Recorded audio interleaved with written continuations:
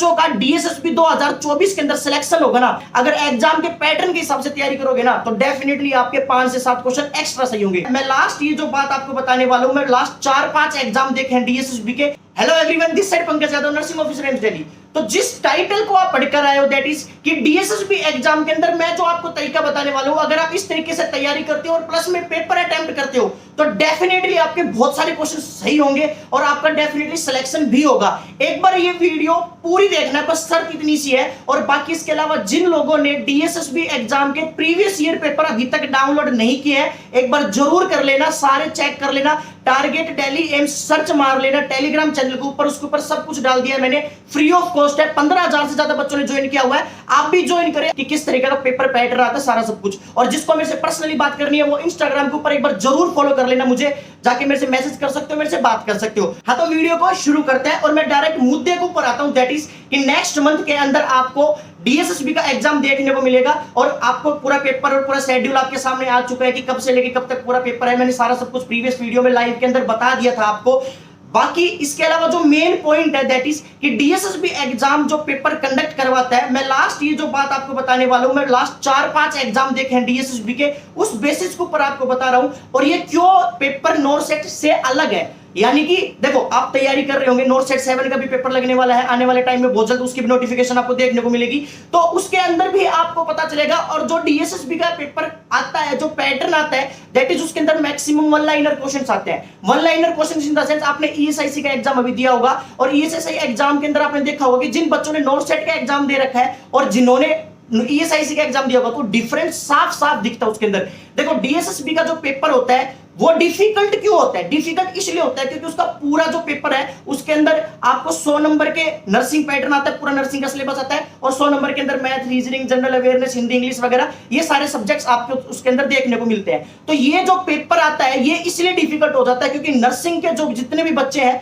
उनकी जो मैक्सिमम पकड़ है दैट इज नर्सिंग के ऊपर है, यानी कि नर्सिंग का सिलेबस के ऊपर है, क्योंकि तैयारी मैक्सिमम वही होती है। नॉर्सेट के अंदर 20 क्वेश्चन आते हैं, प्लस में इसके अलावा इसके अंदर और आधा पेपर नॉन नर्सिंग वाला आता है, तो जिससे कि वो थोड़ा सा डिफिकल्ट लगने लग जाता है, पर होता नहीं है बिल्कुल भी। तो इसलिए आपको तैयारी उस हिसाब से करनी है। मोस्ट इंपॉर्टेंट बात है, एग्जाम पैटर्न के हिसाब से तैयारी करनी है। जितने भी बच्चे मुझे ध्यान से देख रहे हैं और सुन रहे हैं, पूरी वीडियो को देख रहे हैं, एग्जाम पैटर्न के हिसाब से तैयारी करनी है। अगर एग्जाम के पैटर्न के हिसाब से तैयारी करोगे ना, तो डेफिनेटली आपके 5 से 7 क्वेश्चन एक्स्ट्रा सही होंगे। अब आप बोलोगे सर एग्जाम पैटर्न का मतलब, एग्जाम पैटर्न का मतलब ये है कि देखो आप अभी नर्सिंग की तैयारी कर रहे होंगे, जिसके अंदर नर्सिंग का पूरा सिलेबस कवर होंगे, एमसीक्यू निकाल रहे होंगे, डेली दिन रात आपके नोट्स निकल रहे होंगे, और जिन लोगों की कोचिंग चल रही है तो वो कोचिंग कर रहे होंगे। बाकी इसके अलावा जो नॉन नर्सिंग का पार्ट है उसके ऊपर बहुत ज्यादा फोकस करना है आपको, क्योंकि वो भी बहुत ज्यादा बड़ा रोल प्ले करता है। जिन बच्चों का डीएसएसबी 2024 के अंदर सिलेक्शन होगा ना, वो ये पढ़कर होगा कि आपको जो नॉन नर्सिंग का पार्ट है, नॉन नर्सिंग का पार्ट के अंदर आपके मैथ्स की प्रैक्टिस होती है, प्लस में इसके अलावा जनरल अवेयरनेस होती है, रीजनिंग के भी क्वेश्चंस आते हैं, और इसके अलावा हिंदी इंग्लिश के भी आते हैं। तो ये जो पेपर आता है, ये जो क्वेश्चंस आते हैं, ये आपको डेफ प्रैक्टिस करके जाना है।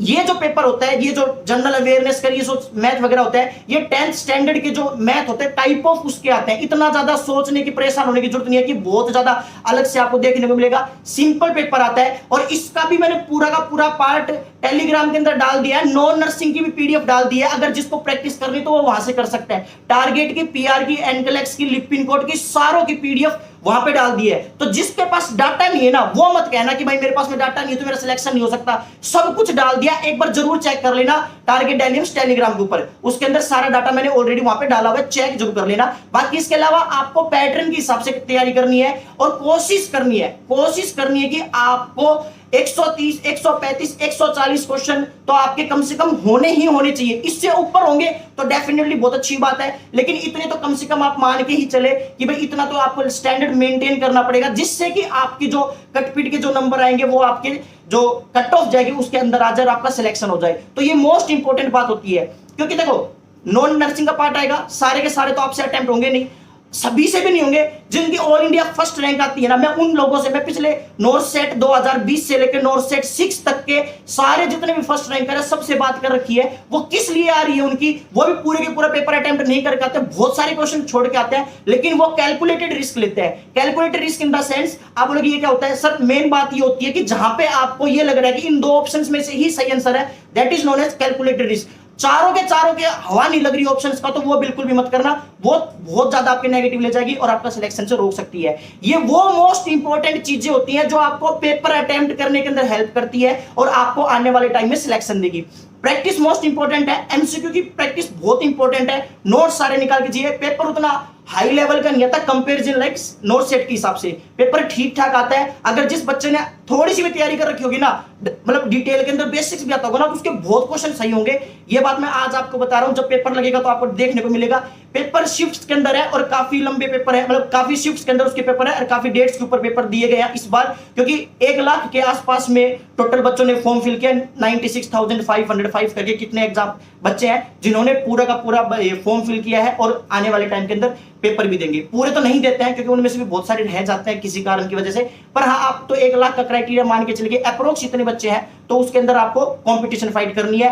परेशान नहीं होना है, घबराना नहीं है, हिम्मत कंटिन्यू रखनी है। और हाँ एक बात और मुझे याद आ रही है, जिसको तैयारी करनी है वो मेडिकल शाइन की एप्लीकेशन को डाउनलोड कर सकता है, ओनली 149 रुपीज के अंदर है। उसमें सारा डाटा डाला हुआ है, नोट सेट 7 से लेके नोट डीएसएसबी के लेके और ईएसआईसी का सारा डाटा डाला हुआ है मैंने। ईएसआईसी का पेपर हो चुका है, डीएसएसबी और नोट सेट का होना बाकी है। एक बार जरूर लेकर देखना, हर क्वेश्चन का रैशनल डाला उसके अंदर, एक बार जरूर लेकर देखें। डिस्क्रिप्शन बॉक्स के अंदर लिंक दे दिया है, वहां से भी डाउनलोड कर सकते हो क्लिक करके, या फिर इसके अलावा प्ले स्टोर से भी डाउनलोड कर सकते हो। लक्ष्य नाम से टेस्ट सीरीज डाली हुई है। और हाँ एक बात मेरी और याद रखना, परेशान होने की बिल्कुल भी जरूरत नहीं है।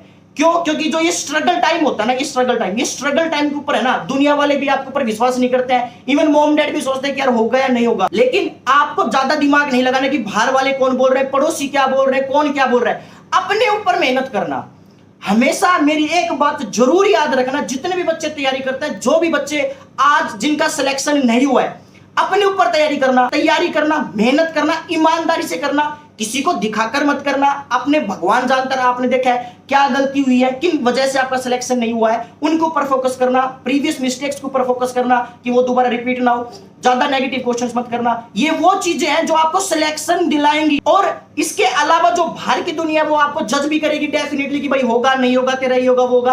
आपके मॉम डैड को भी कुछ भी बोल सकते हैं, लेकिन आपको अपनी मेहनत करते जाना, अपना कर्म के ऊपर फोकस रखना है। जो इंसान अपनी मेहनत के साथ में, अपने कर्म के साथ और भगवान का नाम लेके मेहनत करेगा ना, मैं लिख के देता हूं 2024 के अंदर आपसे कोई भी पेपर बैठ जाइए, नोट सेट 7 या फिर डीएसएसबी और जिसने ईएसआईसी का पेपर दिया होगा, उनको इस तरीके से तो डेफिनेटली उनका सिलेक्शन होगा, कोई भी नहीं रोक सकता। अपने ऊपर विश्वास रखना है, अपनी मेहनत पे विश्वास रखना है, और कौन क्या बोलता है फर्क नहीं लेना, 1% भी बोलने देना। हमेशा समय को जवाब देना है, आपको जवाब नहीं देना। किसी भी कौन क्या बोलता है उसके ऊपर फोकस नहीं रखना है, समय को जवाब देने देना है। समय से बढ़कर इस दुनिया में कोई बलवान नहीं है। बोलने दीजिए, जो बोलता है कंपैरिजन करता है आपका उसके साथ में जो भी है, लेट इट बी। बस अपने ऊपर फोकस करना, भगवान के ऊपर विश्वास रखना, और आने वाला टाइम आपका ही होगा जो बच्चे आज तैयारी कर रहे हैं। और इसके अलावा फिर भी कोई प्रॉब्लम आती है तो मेरे में आपको पंकज है इंस्टाग्राम का आपको ऊपर दिख रहा होगा, यहाँ पे मैसेज कर सकते हो, मेरे से बात कर सकते हो।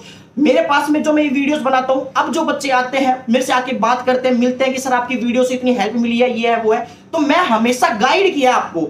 मेहनत आपकी है ना, स्ट्रगल आपका है, लाइफ के अंदर वो जो काले दिन देखे वो आपके है, पर जो सक्सेस है वो भी आपकी है। पर आने वाले टाइम में जब कोई मेरे से आके ये बात बोलता है तो मुझे अच्छा लगता है, बस सिंपल सी बात है। और उसके अंदर कोई 1% भी मेरा कोई 0.1% भी कंट्रीब्यूशन होता है तो मुझे उससे खुशी मिलती है बस। और बाकी आने वाले टाइम में मेरी लगातार वीडियोस आपको देखने को मिलेंगी, टाइम टू टाइम आपको गाइड करता रहूंगा, बताता रहूंगा कहां से क्या क्या कर सकते हो। जुड़े रहना मेडिकल साइंस से। बाकी मिलते हैं नेक्स्ट मोटिवेशनल वीडियो में, तब तक के लिए खुश रहे, माँ बाप का नाम रोशन करते रहे। जय हिंद, जय भारत और जय भोलेनाथ।